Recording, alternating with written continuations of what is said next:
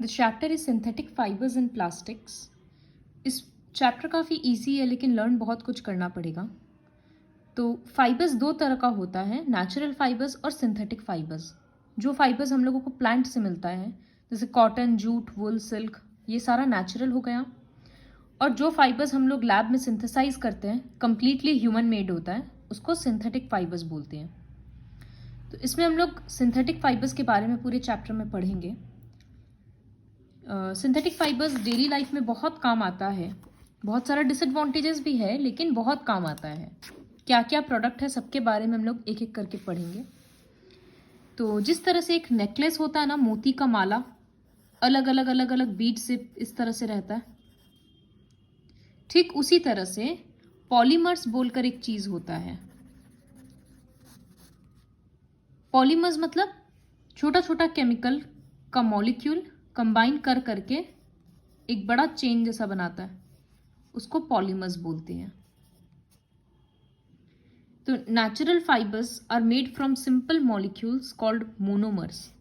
ये जो एक एक यूनिट है ना, इसको मोनोमर्स बोलते हैं। और ये मोनोमर ज्वाइन होकर पॉलीमर्स बनता है।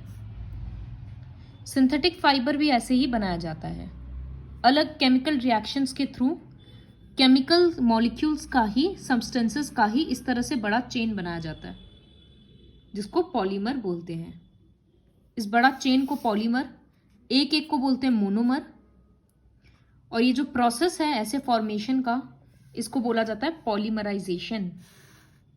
The process by which a polymer is made by joining large number of monomers is called polymerisation.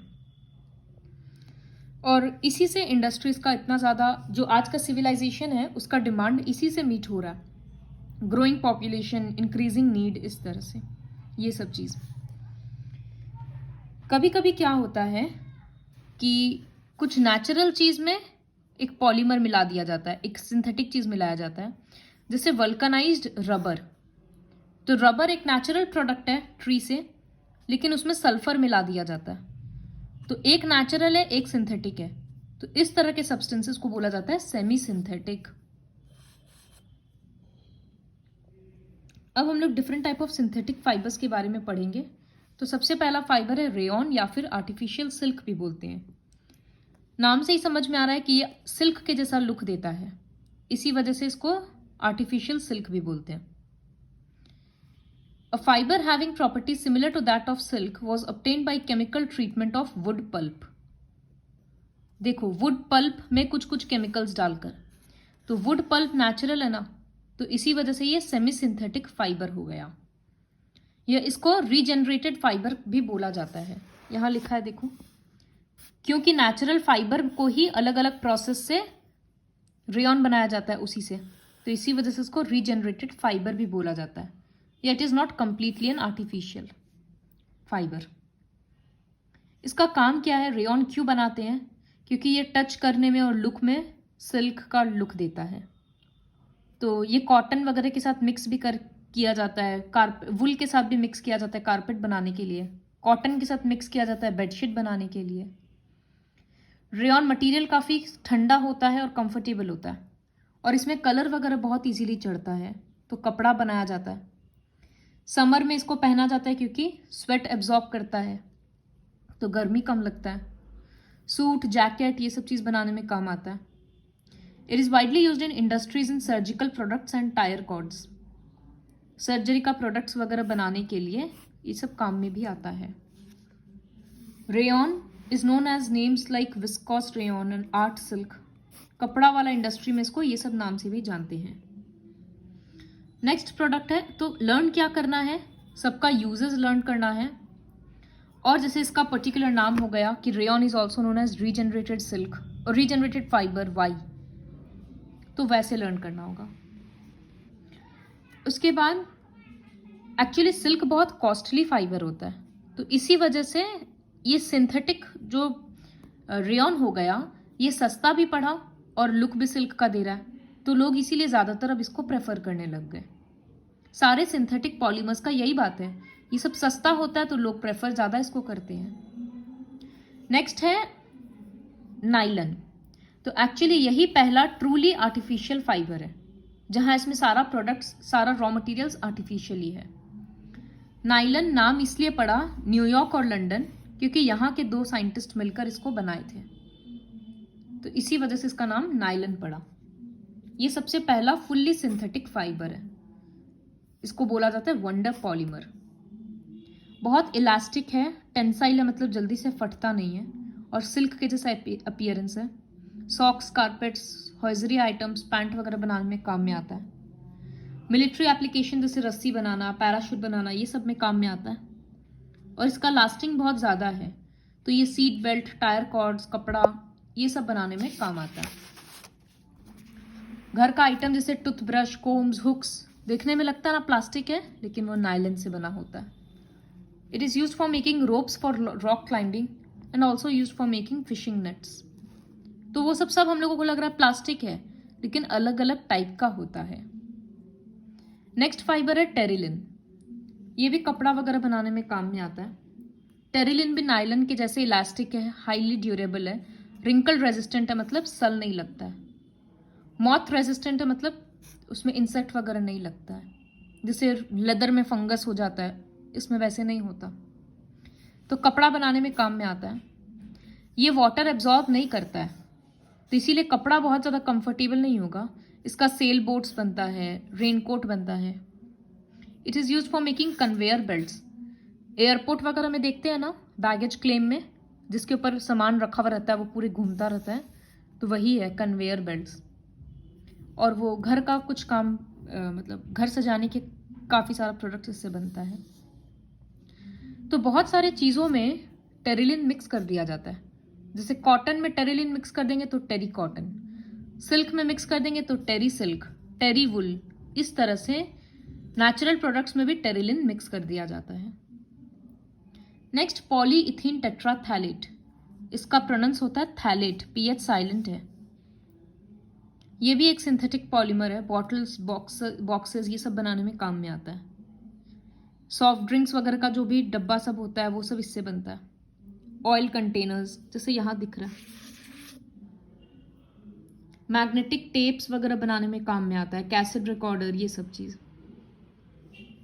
Next is acrylic fibres या एक्रिलॉन। ये वुल के जैसा लगता है। तो जो हम लोग आजकल रोड साइड में जो भी ब्लैंकेट वगैरह देखते हैं ना, रज़ाई वगैरह, वो सब एक्रिलॉन का रहता है। वुल के जैसे ये गर्म रहता है, तो ठंड में काम आता है, और सस्ता भी है, तो सब खरीद सकता है, और बहुत कलर्स में अवेलेबल होता है ये, तो सुंदर सुंदर डिज़ाइन बनाया जाता है। तो ओवरऑल सिंथेटिक फाइबर्स का एडवांटेज क्या है कि ये सब लॉन्ग लास्टिंग है, इसका शाइन नहीं खराब होता, तो सामान लगता है जैसे नया ही है। नेचुरल कपड़ा सबको अगर मतलब नेचुरल फाइबर्स वाले कपड़ा को या प्रोडक्ट्स को बार बार वॉश करने से वो फीका पड़ जाता है, फेड हो जाता है कलर, लुक डल हो जाता है। इसमें ऐसा नहीं होता। लॉन्ग लास्टिंग है, साफ करना इजी होता है, जल्दी सूख जाता है, रिंकल नहीं पड़ता। एक कॉटन टॉप को अगर थोड़ा भी इधर मतलब गंदा से रख देंगे तो उसमें पूरा में सल पड़ जाएगा, इसमें ऐसा नहीं होता। बहुत सारा कपड़ा ऐसा होता है कि धोने के बाद वो श्रिंक हो जाता है, छोटा हो जाता है, ये सब वैसा नहीं होता, और ये सारा चीज़ बहुत सस्ता होता है। तो ये सारा एडवांटेजेस है सिंथेटिक फाइबर्स का। लेकिन डिसएडवांटेजेस भी होता है।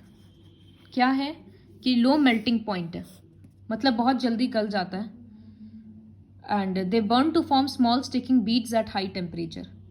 तो किचन वगैरह में नहीं पहनना चाहिए, गैस तुरंत आग पकड़ लेगा और फिर वो बॉडी में एकदम चिपक जाएगा, तो बहुत रिस्की होता है। नेचुरल फाइबर्स के जैसे ये स्वेट नहीं एब्जॉर्ब करता अच्छे से, इसी वजह से गर्मी में पहनने से थोड़ा गर्म लगेगा क्योंकि पसीना नहीं सूखेगा, और रेनी सीजन में भी कंफर्टेबल नहीं होगा। सिंथेटिक फाइबर्स बायोडिग्रेडेबल नहीं होता है, तो पोल्यूशन बहुत क्रिएट करता है क्योंकि ये सब डिकम्पोज नहीं होता है। So these are the various disadvantages of synthetic fibres. Next is plastics. Plastics भी इस तरह से देखो, मोनोमर्स ज्वाइन कर करके बड़ा चेन बनाया जाता है, तो ये भी पॉलीमर ही है। जब इस तरह से सिंपल अरेंजमेंट होता है ना, तो इसको बोला जाता है linear arrangement. Such plastics are said to have linear arrangement और ये प्लास्टिक का कैटेगरी है थर्मोप्लास्टिक।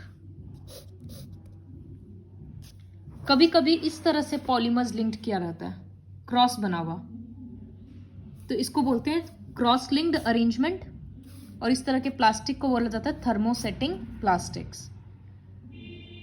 ये सब माइक्रोस्कोपिक लेवल पे है। प्लास्टिक्स का, सिंथेटिक प्लास्टिक्स का कैरेक्टरिस्टिक क्या है? वेट में हल्का होता है, हाई टेंसाइल स्ट्रेंथ, मतलब बहुत वेट बियर कर सकता है, टूटेगा नहीं जल्दी से प्रेशर देने पे। For example, a thread of synthetic plastic can withstand more weight as compare to thread of cotton. Cotton thread में अगर हम 1 kg का कुछ बांध देंगे तो वो टूट जाएगा, सिंथेटिक प्लास्टिक में नहीं टूटेगा। केमिकल्स के साथ जल्दी से रिएक्ट नहीं करता है, नॉन बायोडिग्रेडेबल है, और बहुत शाइनी अपीयरेंस होता है और कलरफुल होता है, किसी भी कलर में उसको कन्वर्ट किया जा सकता है। And they are non conductors of heat and electricity. ये सारा प्रॉपर्टीज हुआ सिंथेटिक प्लास्टिक्स का। टेफ्लॉन एक स्पेशल प्लास्टिक है जिसमें ऑयल और वाटर स्टिक नहीं होता, तो जो भी नॉन स्टिक पैन वगैरह होता है ना, उसमें इसका कोटिंग रहता है। सिंथेटिक फाइबर्स वगैरह में आग जल्दी पकड़ता है। हाउएवर, मेलामाइन एक ऐसा प्लास्टिक है जो फ्लेम रेजिस्टेंट है, आग नहीं लगता, तो इसीलिए फायरमैन के यूनिफॉर्म्स में उसका कोटिंग रहता है। अब कुछ ये दोनों प्लास्टिक के बारे में थोड़ा सा देखेंगे, thermoplastics and thermosetting plastics. Thermoplastics मतलब जिसका लीनियर अरेंजमेंट था, तो ये सबको इजीली पिघलाकर इसका शेप चेंज किया जा सकता है, तो they can be deformed easily on heating and can be remoulded into new shape. ये सब आर्टिकल्स इससे बनता है। एग्जाम्पल, पॉलीइथिन मतलब पॉलीथिन, पॉलीविनाइल क्लोराइड, नाइलन, पॉलीस्ट्रीन, ये सब नाम थोड़ा लर्न करना पड़ेगा, कोई ऑप्शन नहीं है।